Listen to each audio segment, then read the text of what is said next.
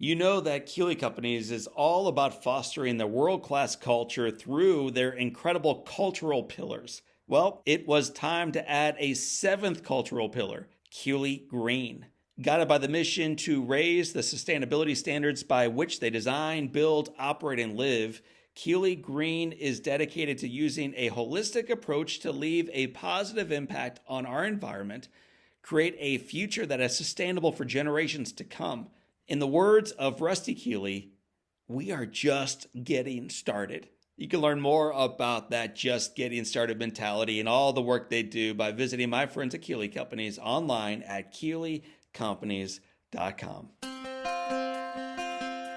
Welcome to the Live Inspired podcast with John O'Leary. John is the two-time national best-selling author of On Fire and In Awe. He's a world-class inspirational speaker, the host of the Live Inspired podcast, and he's the real-life inspiration behind the major motion picture Soul on Fire. Each week, John interviews extraordinary individuals about their life stories so you can more fully live your life story. Here's your host, John O'Leary. Hello, my friends, and welcome to the Live Inspired podcast with John O'Leary. Today, I have the honor of introducing you to a legend. He's a friend, he's an adventurer, he's a best-selling author, he's a motivational speaker, but perhaps what he is best known for is being the first blind person to summit Mount Everest.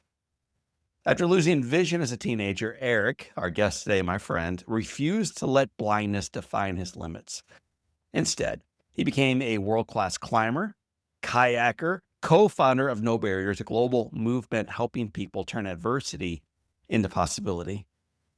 Erik joins us to share how losing his eyesight reshaped his identity, how climbing became both his passion and his teacher, and how summiting Everest was never a solo achievement, but a testament to trust, and teamwork, and community and faith. You're going to love the story. He opens up about learning how to navigate fear, why saying yes to challenges is the doorway for all of us to growth, and how every single one of us, regardless of our circumstances, can live a no-barrier life. My friends, if you have ever felt limited by your circumstances, let me tell you, this conversation is for you. You will leave inspired to rethink what's possible, encouraged to lean into your community rather than go in alone, and reminded that your greatest obstacles might just become the foundation for your greatest purpose. My friends, get your climbing gear ready. You'll need it for this one as I bring on my friend, now yours, his name, Erik Weihenmayer. Erik, welcome to Live Inspired with John O'Leary. Hey, John. Hey, man, it took us a little bit to get this thing off the ground, but the shuttle is now in the air. I am so thrilled to spend some time not only learning about your story, but sharing your story with our community. If you were forced, and I know you don't love bragging on yourself, but if you were forced to introduce yourself to our audience, and it started with your name, and then you had to describe who you are, what do you say next? So I'm Erik, and I'm Erik with an unpronounceable last name that used to be Weihenmayer, but now it's just Weihenmayer. It's been breaded, I think. So I don't know. It's very hard to describe myself, but I mean, I guess I'm an adventurer, an explorer. I'm a writer, speaker, like you, and it's a very eclectic, piece of life, in terms of like people even say, how do you make a living? And it's like, well, little speaking, little writing, a few endorsements. It's not an easy career to encapsulate. when you're not working, because a lot of what you said right there has to do with either the quality, like adventurer, or the career, like writer, speaker. When you're not working, describe yourself. I love reading. When I say reading, I love listening to audiobooks, and I love playing my guitar. For me, playing my guitar is so different than climbing and adventuring. It's like more meditative, just mind focus, heart focus. I love it so much. I'm training a lot, just out climbing. Like today is going to hit 50 in Colorado. So after this interview, I'll head out rock climbing all afternoon. And my partner and I, we just have a really good time. We go to movies, we go to documentary films, showings, lectures. We just like getting out, walking, and enjoying life. I'm trying to this is a funny story. I'm so totally digressing, John. But I was speaking at a group the other day, and they're like, "Oh, we're crushing it. We're doing so well as a company, and I just need to get our team to keep sustaining and performing even better than they have the last 5 years, even though they've been record-setting profits." And she said, "What's your goal in the future?" And I said, "Well, actually, in a weird way, I've been training and so goal-oriented my entire life. One of my goals is to actually just like live more in the present and enjoy life. Like this summer, my partner and I, Heather, we're going to go to New Hampshire and sit on a cabin near this beautiful granite lake and kayak and swim and tandem bike every day with no goal, just enjoyment, just physical, just connection. So as I get older, it's a funny irony that I'm actually looking to, my goal is to maybe not always have a giant goal looming above me. So I hope that's not demotivational. it's not demotivational. It's life centric, man. One of the things we'll talk about as we unpack your story is how in the climb, it forces you to be less pursuant of the summit than of being highly present in the moment. What you're moving toward on a climb is actually what you're encouraging us to move toward in life, which is not the summit, it's the moment. That is all you got, man. So I think what you preach is what you're practicing this summer. But I'm going to take you back from the summer of 2026 in New Hampshire with your partner and force you to go back in time a little bit. You and I share some commonalities. Oh my gosh, do we? One of them is the fact that we had a great family growing up. You have like a really unusual dad at the very least. And I think you learned a lot about adventure and a lot about overcoming, a lot about service from your dad. Would you just talk to our audience about your father? Well, my heart goes out to you, John, because I know you lost your dad recently. That's right. I think that's the case, yeah. And I lost my dad 3 years ago. He was really my hero. I mean, he wasn't a perfect man. Nobody is. But he was just this guy who taught me how to walk the talk. He wore everything on his sleeve. He was unabashed about just pursuing the life he wanted, and he's fiercely loyal to his family. Yeah. And kind of has Weihenmayer traits. Like he was a little bit undersized, walk on at Princeton. He walked on to the football team. And then, just through hard work and perseverance and just like being hard headed, he became the captain of the Princeton football team. I think that walk on never ever became a captain of that team. And then then it was in the Vietnam War, that era, he graduated. And I think he really felt like it was so unfair that poor people and these young kids who were getting drafted into the Vietnam War, that he enlisted and became a Marine and had this really incredible career as a Marine. He flew A-4 Skyhawks over in Vietnam. And he just was like this guy who was always motivating, and like he had an incredibly demanding job working on Wall Street, up at 5 a.m. and on the train at 6 and 2 hours to get to the office and then 2 hours getting back home. And he would come back and he would never miss a wrestling match. I wrestled in high school and college, and he never missed a match. He was always there, and I always knew he was in the audience because he had this big booming voice, like, And so I always knew he was there. And he was just relentless, when he was dying, he was in the hospital, literally his last day on earth. He was trying to exercise in his hospital bed. He was trying to do bicycles with his legs. We're like, Dad, you can give it up, man, today. Simplify. Yeah, simplify. He was who he was to the last moment. Yeah. I was thinking a lot about you and preparing for today. And like when I check into a hotel room, the very first thing I do is I flip the light switch on. And I feel very, very, very, very lost until I find it. And then I started reflecting on times in my life when I've been unable to see. And I spent a couple months in the hospital bed, unable to see, but I was stagnant. And when you can't see and you can't move, it's less scary than when you can't see, but you can move. So then I thought about this time when I was like 11 and woke up with like some kind of infection in my eyes, and they were locked shut at first. And I remember running and tripping into my mom and dad's room, and panic struck. Yeah. Like I can't see, Mom. I can't open up my eyes. And they eventually cleared them out, and I could. It was fine. Man, you went through a period in your childhood where it went from being somewhat unable to see to being completely unable to see. And I'm just curious, now looking back on it, Mhm. what was that progression toward blindness like for a little kid experiencing it? Awesome question. So I was born legally blind. That means I could see a little bit in my right eye, but it's a legal definition, meaning what you would see from 200 feet away, I would see from 20 feet away. So I'd have to get 20 feet close to someone to be able to see what you'd see from 200 feet away. And then I progressively, that disease, it's called retinoschisis, and it got worse and worse.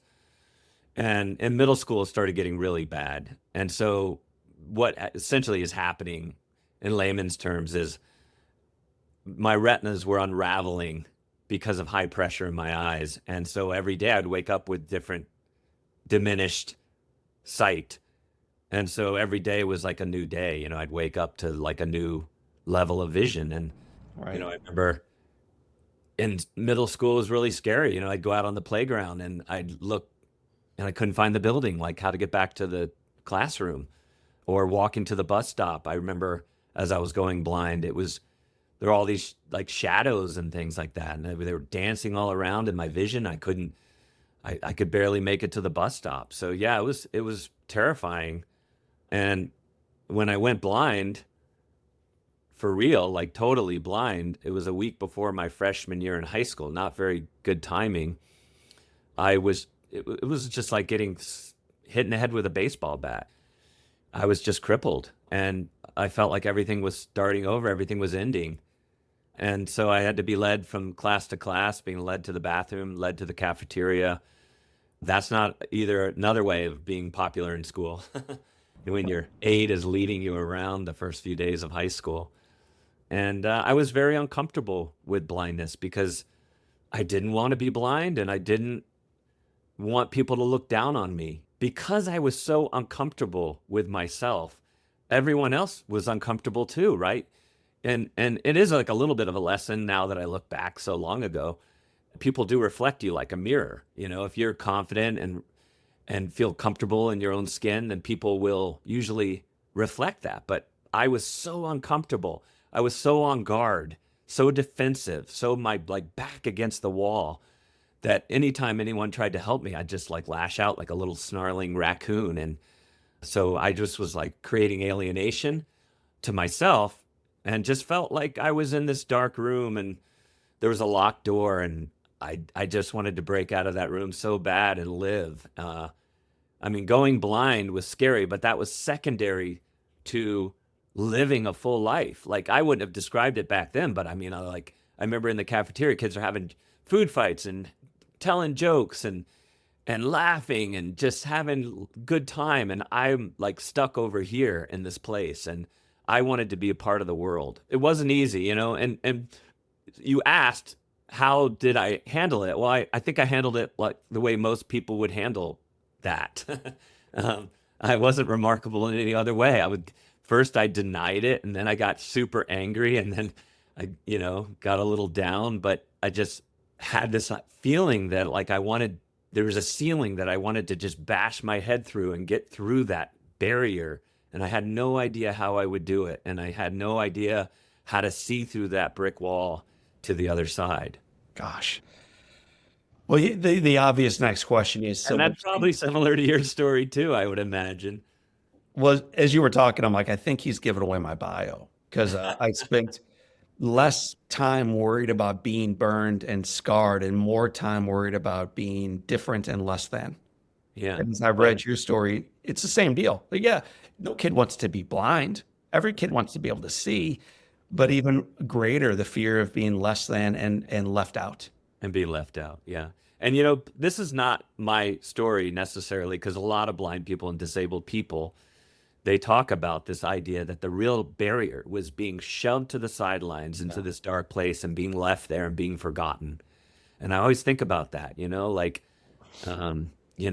that's what you and I think, and so many others who are kindred spirits are trying to do, help people live fully, whatever that means for them, and not be camping, not being on the sidelines, listening to life go by, saying, I'm a spectator in my own life. I think you call it an accidental life. Yeah. So in your life, what began to change that from the kid who was led by the aide to the cafeteria where he heard food fights to eventually this man who summits the highest mountains in the world, teaching others to grab onto life? Like what was that first turning point for you in high school or shortly afterwards? Yeah. Well, my dad, as we mentioned, amazing, just so steady and consistent, love. And here's the funny thing. My dad never said, I loved you. He never said, I love you. And he didn't even hug that much, but he showed his love through his actions. He's that typical man of the, 50s, 60s, 70s. And so my mom tragically was killed in a car accident like a year after I went blind. Yeah. So my dad stepped it up and he was just so supportive, like even to the point like calling me and saying, hey, take the fish sticks out of the freezer and like start thawing them for dinner because he's going to be home at 7 and let's have some fish sticks, I mean, just very simple things like that, I had great teachers. I had this amazing guidance counselor, Mrs. Reddy. She knew I was so closed in and not willing to talk about going blind and the pain of that, that she said to me, hey, I know you don't like talking much about what you've experienced, what you've gone through. She said, but like at lunch hour, I'm just here hanging out, eating lunch, and I'll keep my door open. And I know your dog, it's kind of hot in the hallways, and your guide dog, my seeing eye dog, she gets thirsty, and come on in. I'll have a water bowl. I'll have a bowl filled with water at my office, and just come in and sit down and think of it as a respite. And then I would sit down. Sure enough, we would fall into these incredibly deep conversations where it was therapy, but I didn't know it at the time, because I wouldn't have wanted that. And so, and teachers to the point where they're like, hey, I know your mom's gone. I know you can't drive. Here, if you need a ride to the doctor's office or a vet appointment for your dog, I'll give you a ride. Really, really beautiful community. And I realized how privileged I was. Like I grew up in this community of support. And so I really think about that all the time, how privileged and how fortunate and how lucky I was. You're going blind, that's tragic, of course, but to be in the community that I was in America was like winning the lottery. You're going blind. You end Yeah. up fully blind. Your mother dies in a car accident. And I just hear that teenage kid say to me, and I realize how privileged I was and how lucky I was, and to be in this community and to have these guidance counselors. And those two things don't seem to gel up. I mean, most teenagers, if they have a pimple, it's pretty tragic. And if they don't get brought to prom by the right date, it could be the end of it all. And here's this kid who has every reason in the world to say life is grotesquely unfair. And you're describing your life as blessed. Yeah. You understand? But John, I mean, like, I don't know about you, but I feel like I'm pretty damn human. Like this morning, technical difficulties getting on this podcast. I was behaving abominably. I was panicking and like I was like, we can't get this damn thing working. Brr. My poor partner is like trying to figure it out. And so I have moments, right? Like I have these moments of impatience and just feeling sorry for myself and angry. So these are things that like there's never like an end goal. There's never a summit where you're now healed and cured, right? Like so I have those moments. But yeah, no, I do feel absolutely grateful. And kind of I guess that was made a little bit clearer when one of our No Barriers events, we had the speaker Ice-T. You might remember him. He's like a rapper Yes. and an actor, and he told this story, and he said he looked out at the audience. He goes, I see a lot of physically disabled people, amputees, and people in wheelchairs, and people who are blind and so forth. He goes, I carry a wheelchair in my soul because when I was a kid, he said, nobody cared whether I lived or died. Nobody cared about me. Like I had no parents, nobody telling me I should operate as a boy, as a man, what I should be growing towards. Nobody cared. He goes, I learned all that on the streets. And he goes, so I'm disabled in a way. And I thought that was when it hit me. And I went, yeah, it's totally right. Like I went blind, but I was so freaking lucky. to be in the place that I was when I went blind. If I was in Gaza or if I was in someplace like that, life would have been tragically so different. And so I don't know quite how to reconcile that except just to feel lucky. One of the things, you've done so many remarkable things in your life, and yet one of the things that impresses me most is you become a school teacher. Yeah. Even this morning, I'm just utterly blown away by that. Talk about this desire for a kid moving on to school and saying, "Yeah, I think I'll become a middle school teacher." Well, there's a funny phenomena that I think I should study at some point. Like my friend Harlan Tanny, who is an amazing kayaking guide that helped me kayak down the Grand Canyon. He was the one in the radios yelling directions at the top of his lungs. And when he was a little boy, his dad, I think he had epilepsy or something, and he died and in the shower. And Harlan found him in the bathtub, like underwater, drowned. Like just looked down at this, so like his dad, blue face, just he had deceased in the bathtub. And then Harlan, for some reason, would think he would be terrified of water, but it drew him somehow closer, and he became this world-class kayaker. And that's the most bizarre thing, right? In humans. So connecting that back to my life, yeah, I went through hell in middle school, right? Like that was the worst time of my life, maybe. So why would I turn to middle school teaching? You turn towards something instead of away from it. I realized that that's 4 years of really potential hardship for kids. And so I wanted to be there and be a mentor. And I thought it was a place I could make an impact. So yeah, I became a middle school teacher. I taught English and math, and I absolutely loved it and could have done that forever, actually. What changed? You did it for 6 years. You could have done it forever, but for some reason you stop. I just got this wild hair that I could make a life in the mountains as a climber. I had climbed Denali in 1995. That's ancient history now. And then the next summer, I trained to climb Erik, Mount. before you go into the next summer, then into '01 and the things you do that year, and then progress on from there, like, why Denali? Like, man, like the reality is, I have a neighbor who struggles with sight. And when I see him cross the sidewalk, I want to help.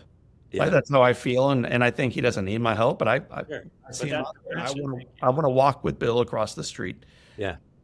Denali seems ridiculous, man, for a guy who can't see his hand in front of him, let alone the next crevice and the next and the next and the next and the next. Where does the idea of climbing come from?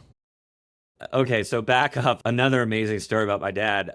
I couldn't play ball sports in the 80s, like a kickball and baseball, those things I loved. I loved basketball. I got slammed in the face so many times.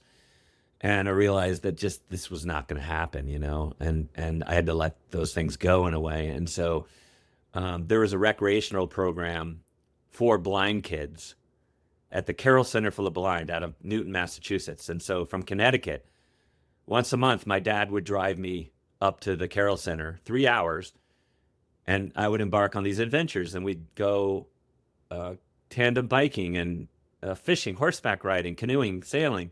One weekend, they took us rock climbing. And I was a physical kid because I was a wrestler.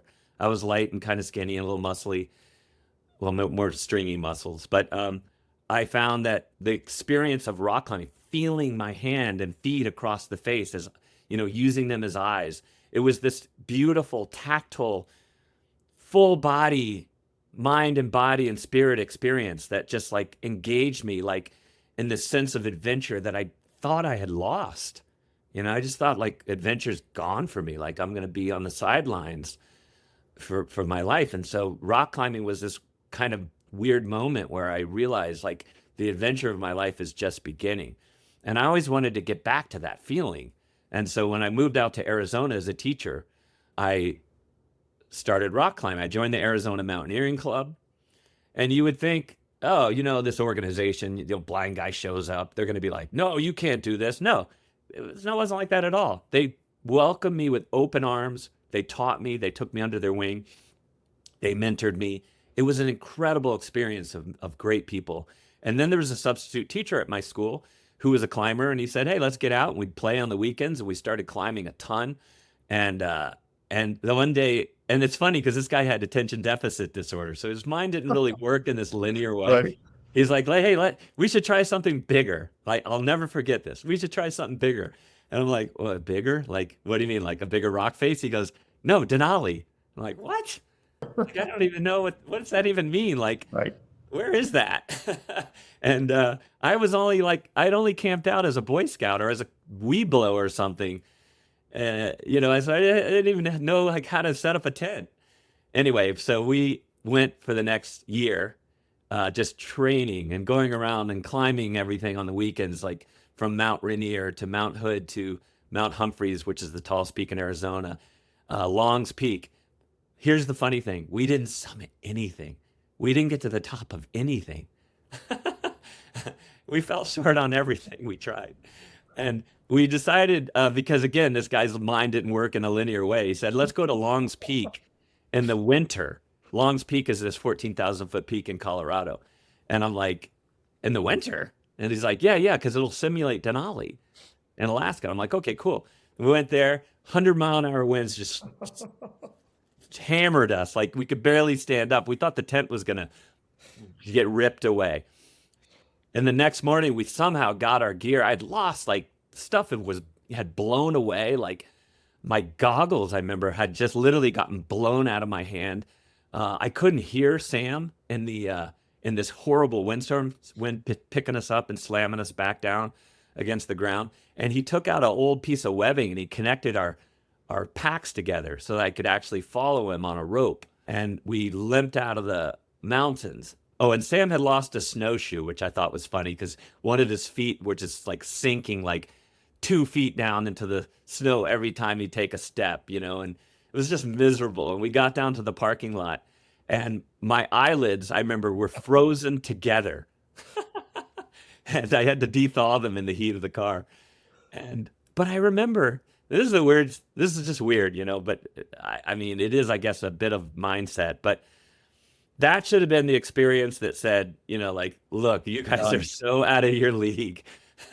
But I thought, like, Sam and I thought differently. We thought, like, hey, if we can survive this, if we can take care of each other in this insane situation, then we may not summit Denali, but we're going to be okay. We're going to give it a try. And so it's like that moment when you're standing on the beach and you put your toe in that cold water and you're like, I don't know. And then you just plunge in. That moment was just absolutely plunging in and said, we're going to do this. So Sam and I, after 19 days on Denali, hardest thing I'd ever done, reached the summit of Denali. We found out later, so weird, Helen Keller's birthday when we stood Wow, man. And so it was beautiful. And I've told this story a few times, so it's a little bit silly, but the cool thing was that my dad and my two brothers, they were above us in a plane watching us take our last steps because Gosh. we had radioed down to the base camp manager who radioed out to Talkeetna, and they were waiting on a runway, and they took off in this single otter plane, and they were flying above us, circling around the summit, looking down at these 5 red suits. And we all looked identical to each other, and we're waving our ski poles at the plane. And I said to my buddy Sam, I said, hey, do you think they're going to know I made it? Because, I know we look all the same. And he said, yeah, they're going to know you're the one waving your ski pole in the wrong direction.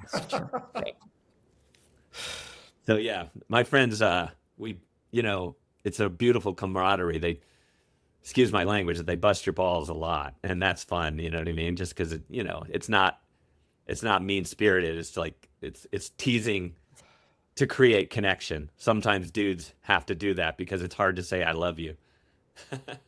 Erik, when did you realize that you weren't just climbing for adventure or for ego or for self, but for your partners, your teams, your community, the blind community, and a world that is looking up for a vision in their lives? Like when did it become bigger than just you having a weekend climb? Well, I've always connected my climbs to these bigger causes and organizations. Denali was sponsored by the American Foundation for the Blind.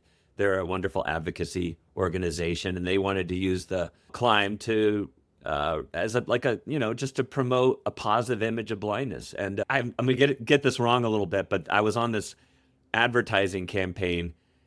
Some people may not even remember this, but sometimes, way long ago, blind people would be on the corner selling pencils. And so their slogan was blind people, they don't just sell pencils. And it was me standing on the summit of Denali. So that was really beautiful to be part of that kind of positive message. And then when I climbed Everest, same thing. The National Federation of the Blind sponsored us. That's an advocacy organization of blind people. That's about 50,000 blind people, Wow. most of whom, by the way, are unemployed.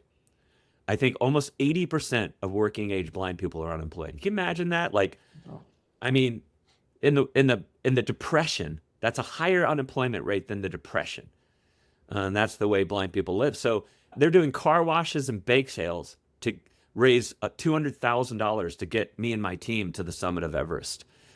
And when I stood there, Do you feel the pressure that yeah, of course. that not only are you taking, you're taking a profound risk and a Yeah. ton of training and months and months and months away from home and living Yeah. in misery and squalor. Yeah. And there are people washing cars so that you can do this for them. Yeah, and the president of the National Federation of the Blind was really like the super frank, like abrupt kind of guy. And he said, "Hey, are you going to climb this the way everyone else climbs the Mount Everest?" And he said, "Because if you're going to get dragged to the top in some kind of token type way and spiked on top like a football, then we probably don't want to be a part of this." And I said, "No, I'm going to climb it the way everyone climbs it. I will have a great team around me."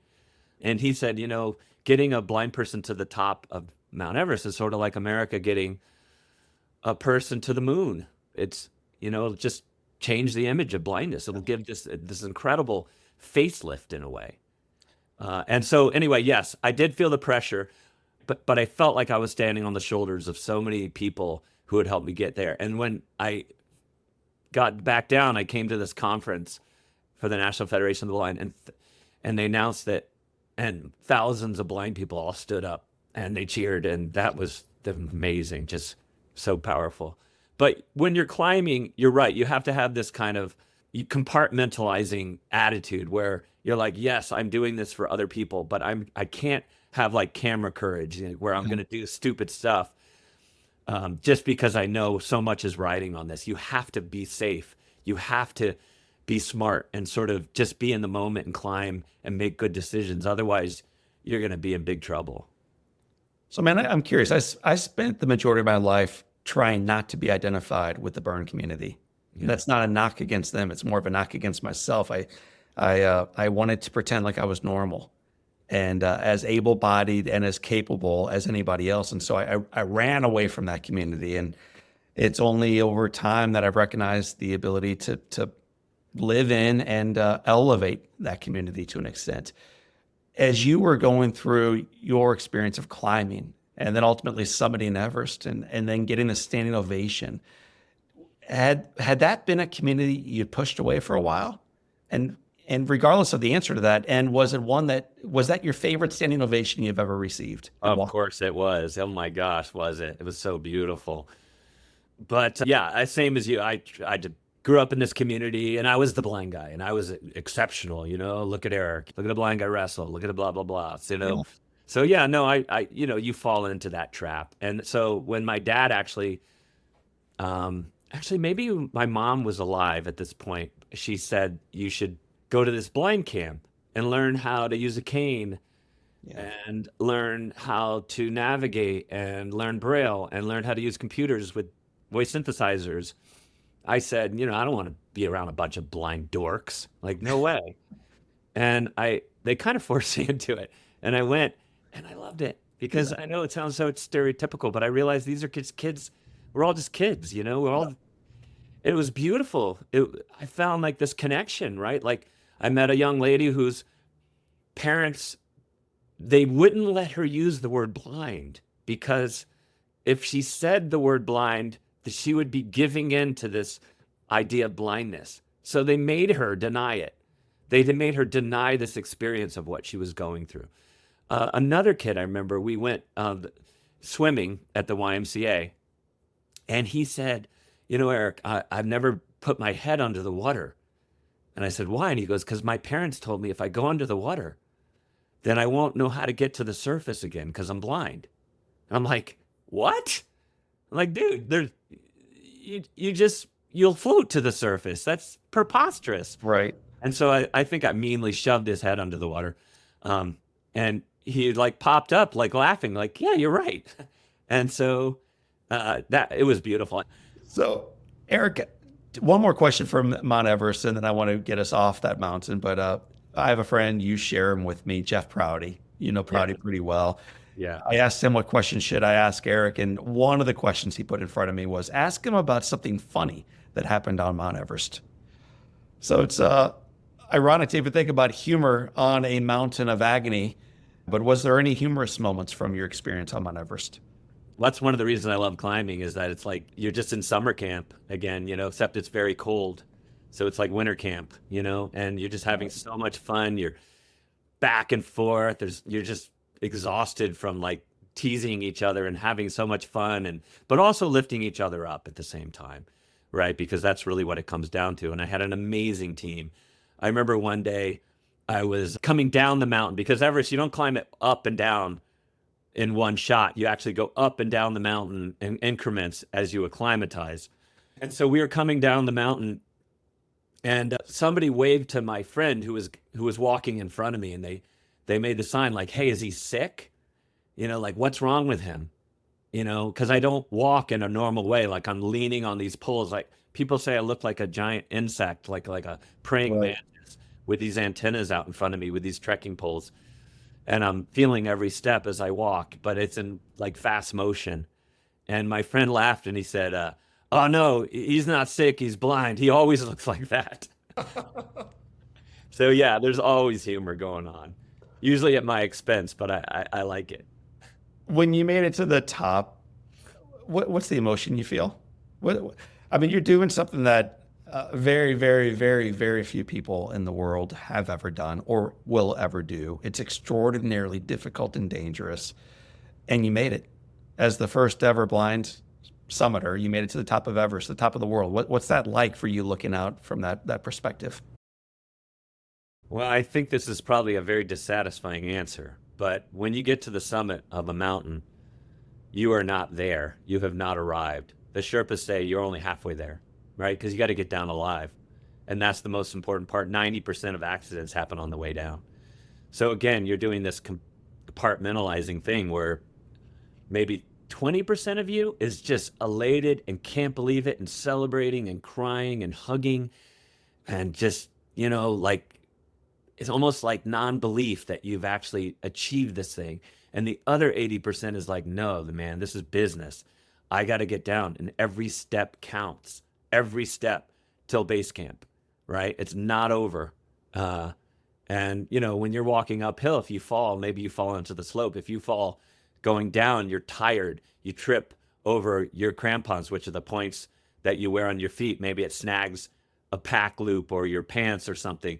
You're taking a tumble, right? So you don't have to be the greatest athlete. You just have to stay incredibly focused, right? And just focus on every step. Nothing matters except the next step.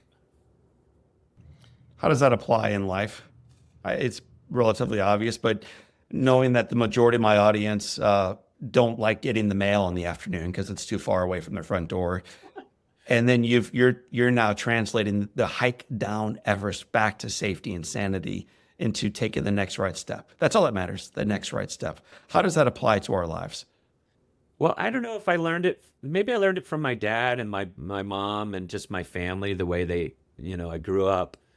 But I've always been fortunate to be able to understand, like, okay, you put this massive goal ahead of you, but now you have this thing that seems kind of impossible. But to get there, it's one step at a time. And so, yeah, you create the map, but Right. then it's one step at a time, and focus relentlessly on the next step, right? Because without that next step, you're not going to take the third step or the fourth step. So, yeah, I've been able to just say, okay, what at this moment is the most important thing that's going to get me to that goal. So I think there is kind of a relentless sort of focus, understanding, prioritizing, like what is most important. And I've also often been accused of like slacking on the things that aren't important to me, which can be a problem, but like it's a double-edged sword, right? Like if you just don't have the capacity to focus on everything. Right. So yeah, I just focus on the things that are really important to me and let other stuff go. Sometimes, in a way to my demise. Erik, you step off the mountain and you're globally famous. I've interviewed a bunch of folks on this podcast and know a bunch just through my work as a speaker who seek fame. Like they that's what they wanted and they got it. Good for them. You've never struck me as the type of guy who clamored for it at all. It just showed up on your doorstep. How'd you manage becoming world famous? Like what's that like for you, a guy who wasn't seeking that? When I was wrestling, and I was a pretty good wrestler, and I was winning a lot of tournaments and getting trophies and things like that, I remember my dad one time saying, I want you to understand something. I don't really care as a parent if you break records. He said, I just want you to live a fulfilling life. So in the pursuit of living a fulfilling life, yeah, things happened. And yeah, when I got back from Everest, it was crazy, like I'm on the cover of Time magazine and nobody even knows what that is anymore, but I think it's still around. And all these, and life changed. But Pasquale, who is our team leader, Yes. he is an amazing human. He's still an amazing human. He pulled me aside after I'd gotten down to base camp. I thought he was going to like hug me and celebrate and like, hey, sign my baseball cap. And instead he said, Erik, your life is about to change, but do me a favor. He said, don't let Everest be the greatest thing you ever do. I just remember thinking like, or saying it to be like, that's really bad timing, dude. Like I'm exhausted. I've lost a ton of weight. I just want to go home. I want to drink lattes. I want to eat chocolate croissants. I want to walk on a sidewalk that doesn't kill me. Like, this is really bad timing for this advice. And so, and I was thinking in my mind, like, of course, like, what could be better? What could be higher than this? And what he was saying was, because I took a long time to process it, in those months after Everest, he said, you come home, you put your trophies on the shelf, you hang your pictures on the wall, and then that room becomes your mausoleum, And he's saying, like, hey, it's okay to celebrate. Like, there's nothing wrong with celebrating, but don't get mired in this idea of like, okay, now my ego is locked in. Yes. I'm this guy, and I'll never take another risk again because that threatens the ego, this very fragile identity that I've now created in my life, right? He's saying, like, move forward, celebrate along the way, but like, this isn't to get famous or to rest on your laurels. This is to create more learning, more impact in your life. And he's like, don't waste this experience because these experiences are all catalysts to more growth. And so that's the way I look at it, right? Like I look at these experiences as catalysts to growing and connecting and making sort of some meaning in your life. Man, that's such a beautiful answer. I've always respected mountain climbers, obviously, but I far respect even more the Sherpas. Oh gosh, yeah. And I mean that both literally and figuratively. Yeah. I think there's just something so beautiful about humbly carrying up someone else's equipment or grabbing their hand and showing them the way. And one of the things that impresses me most about you, Erik, is not what you did on Everest, it's what you've done since. Talk a little bit about No Barriers. What's that organization? What's that foundation about? I will, but by the way, before we move there, I'll tell you a quick story about the Sherpas. So we needed a Sherpa team. On the chance our audience doesn't know, what is a Sherpa? A Sherpa are the local people that live in the Khumbu region of Nepal in this high valley.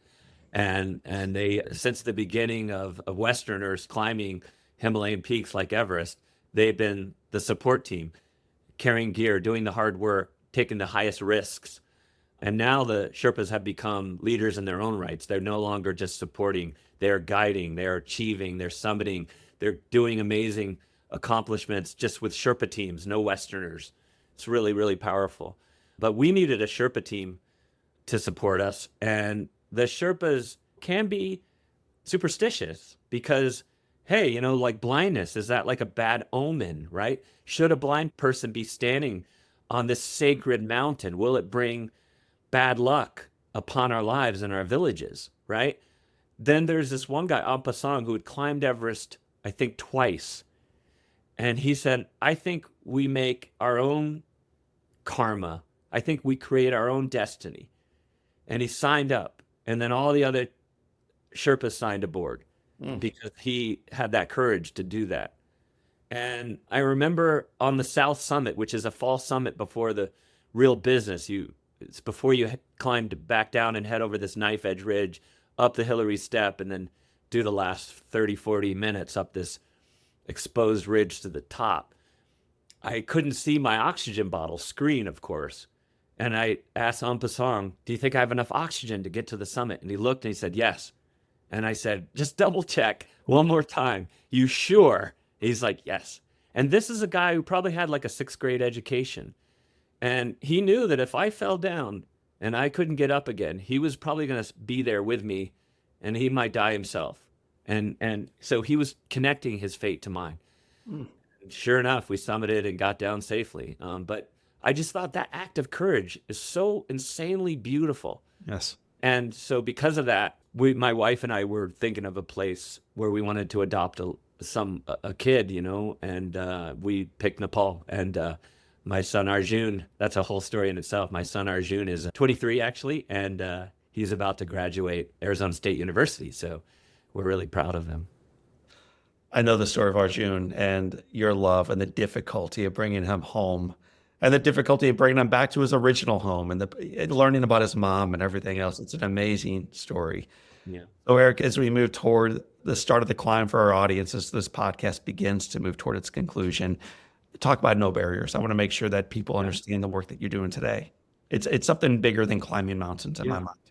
Well, as Pasquale said, like, what's greater than Everest? As I was coming down the trail, I was thinking about that. And, of course you want to keep climbing and climb harder things and what's the next adventure. But, really, I teamed up with 2 guys that were my heroes. Mark Wellman, who was the first paraplegic to climb El Capitan. I mean, he did 7,000 pull-ups up El Capitan to get to the top. And this other guy, Hugh Herr, who's a double leg amputee, amazing phenom of a climber. He climbs with these little prosthetic feet, wedging them into seams and cracks. He's incredible.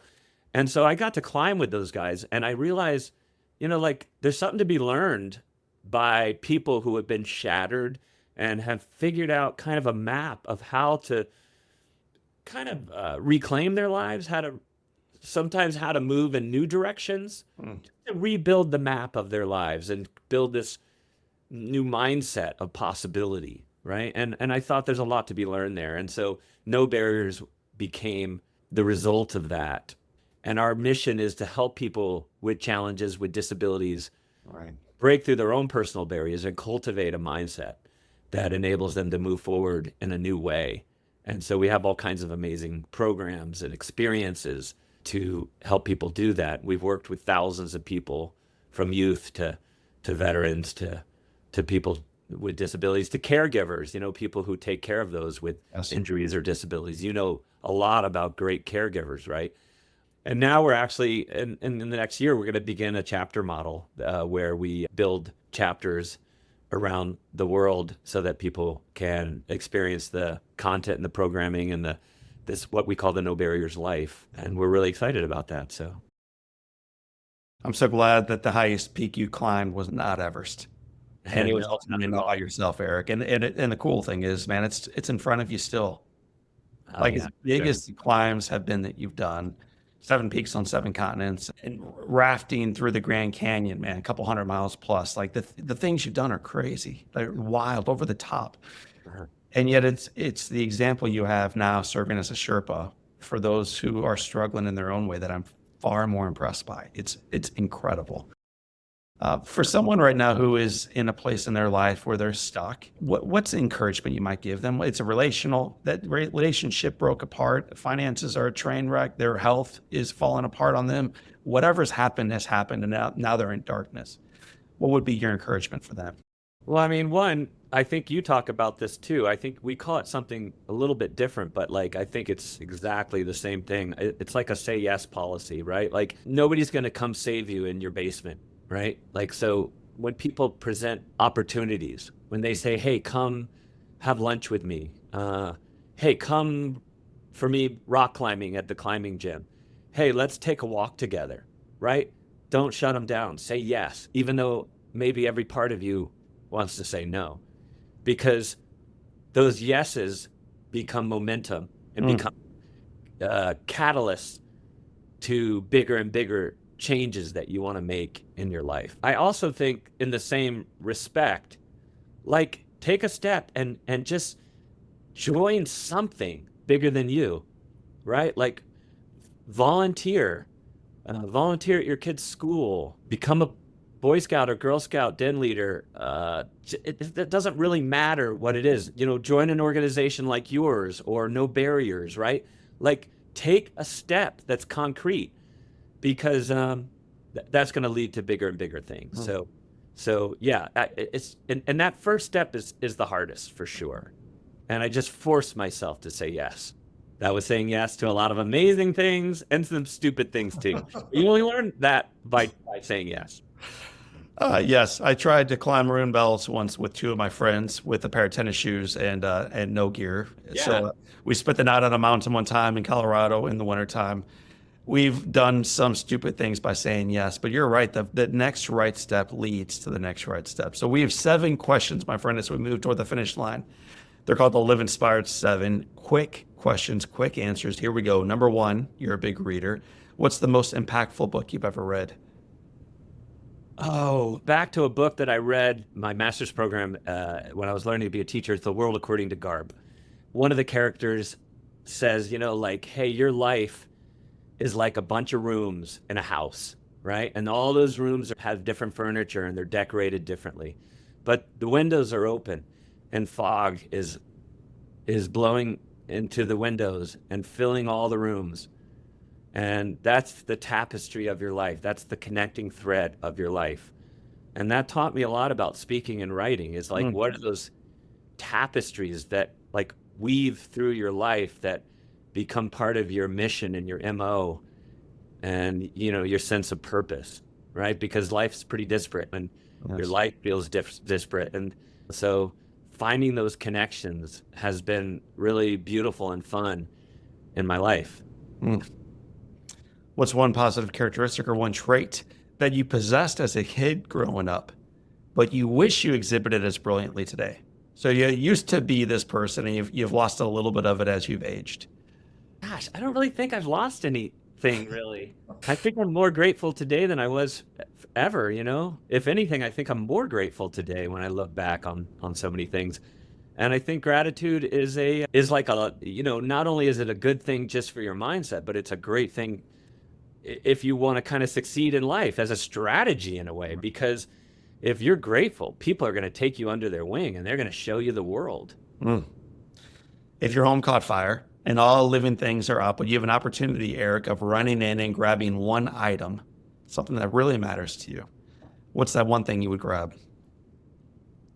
I grabbed my guide dog, a beautiful guide dog named Xena. She's so beautiful. I guess I'd have to grab my cat Birdie too, though. All right, so pretend the cat and the dog and your partner and your children, everybody's out. All the animals are out. Grab one physical item. What's that thing you would grab? I don't, honestly, I can't think of one thing. There's not one thing that can't be replaced. That's like a material piece of thing. I'm a collector of experiences. I could care less about anything, because like I wear the same clothes that I've been wearing for 30 years. It just that's anything possession wise is not important really in my life. So I think I wouldn't really care, you know? I mean, like people say, oh, what about those beautiful photos? I can't see those. They're all in my memory. That's a beautiful answer, not only for people who are unable to see, but for those of us who can. Like, grab the experiences rather than the things. Yeah. If you could sit on a bench, you don't do much sitting, but if you had to sit on a bench for a minute and have a long conversation with anyone living or deceased, who would you like to be seated next to? I mean, I lost my mom way too young. Yeah. So yeah, I was 15. So yeah, I would love to reconnect with my mom. And because that's trauma, when you lose somebody so young. So I would love to have gotten to know her as an older woman, and I would have loved for her to have been there, seeing me off for college and my first job and all my accomplishments, blah blah blah. But yeah, I mean, like that's always been like a little bit of a wound that doesn't quite heal. And I think in researching your story, I thought a lot about her and how proud she would have been to be in that plane with your dad and brothers, For looking sure. at the one guy facing the wrong direction, waving at the plane overhead, like this boy who I'm sure, because I understand when you were diagnosed and when they were sure that you were going to lose your sight, that the person who took it the hardest wasn't the child who was losing his sight, but his mother. That your mother kind of thought like, oh Yeah. gosh, like what will become of this child? And Yeah. And look then what she became blamed of this herself child. sometimes too, She's like, what did I do to, Yeah. to have created this, And so I know she lived with guilt, and in a way that's not bad. It's just it was heavy for her, but my parents never really coddled me.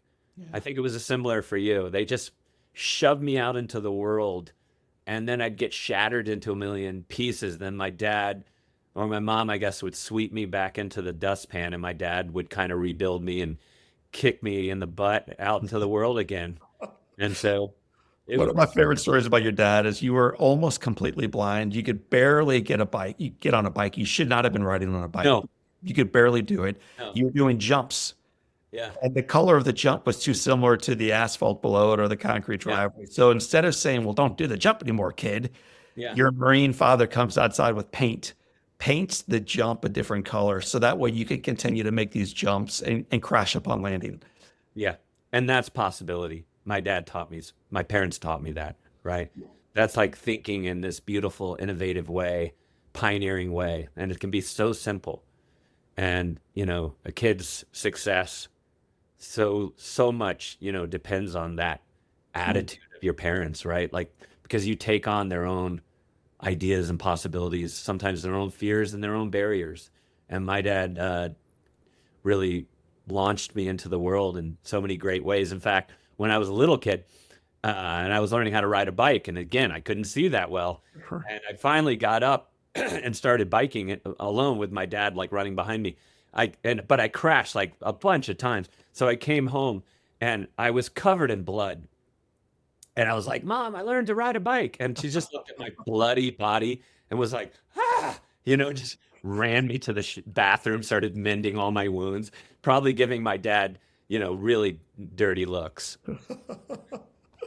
Eric, what advice would you give yourself at age 20? So at age 20, what did that kid need to hear? I would just say that, like, to that kid is that, like, look, like, your life is is where it's supposed to be at 20. Yeah. At 20, you're not supposed to know that much. You're not supposed to have your life locked in. You're not supposed to have that map completely built, right? There's so much uncertainty. And the future is the adventure part, right? Yes. It's exciting, right? To have all that uncertainty in front of you and be in that stage of being able to build the life and the friendships and the community and the mindset that you want to build. I think it's like having, I call it a vision, but it's like having like a set of values that you can put into action Yeah. that kind of become your light that leads you through that dark storm, like that light the way for you, so that you kind of have this faith that you will emerge on the other side, not just like broken a little bit less than you thought, but actually stronger and better. I would love to have reinforced that at 20 and just so that you feel that. Well, my friend, question number 7 of the Live Inspired 7 is, it has been said that all great people can have their lives summed up in one sentence.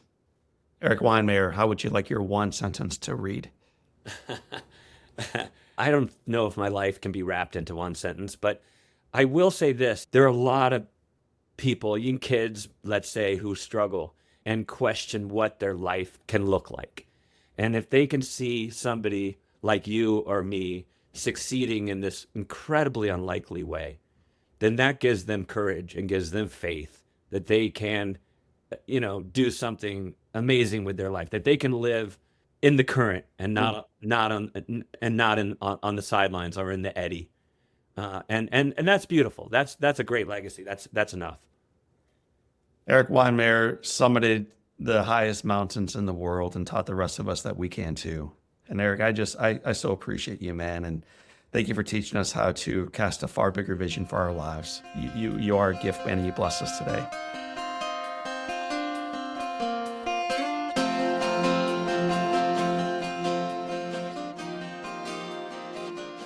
Well, one of my favorite takeaways from this conversation with Erik is the reminder that our greatest limitations do not have to define our greatest possibilities and potential. Erik's story shows that courage isn't the absence of fear. It's the willingness to climb anyway. It's a great idea, a great lesson. If you enjoyed today's episode, you'll love our conversation with Jessica Cox. Jessica was born without arms and then went on to become the world's first licensed armless pilot. That's right. Her life is a remarkable witness to resilience and possibility and the power of refusing to be defined by limitations. You can check out that podcast with Jessica at episode 776 or by running over with me to the website right now at johnolearyinspires.com/podcast. In the show notes, we'll have a link for that episode. Well, family and friends, I want to thank you for being part of the John O'Leary podcast experience. So for this time and until next time, my name is John O'Leary. Today is your day. What a gift. Live with your soul on fire.